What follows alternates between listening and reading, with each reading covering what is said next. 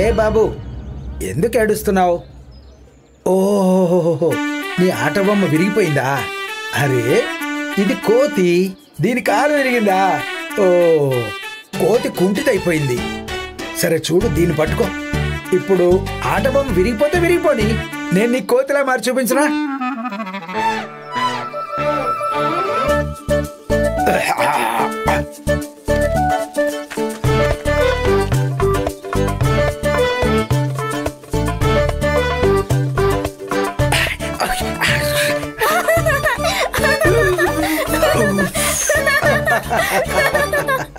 బాగుంది కదా?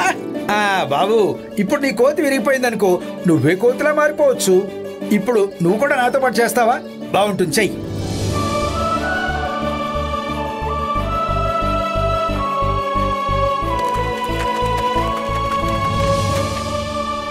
శభాష్. చూడు, ఇక ముందు ఎప్పుడైనా నీ ఆట బొమ్మ విరిగిపోయిందనుకో, ఏడవకూడదు, అమ్మను విసిగించకూడదు. నువ్వే కోతిలా మారాలి, నువ్వే ఆట బొమ్మవు కావాలి. అమ్మను నవ్వించాలి, నువ్వు నవ్వాలి. గుర్తుంటుందా? అలాగే చేస్తావా? ఆట బొమ్మ విరిగిపోతే ఏడవు కదా, అమ్మను ఏడిపించకూడదు.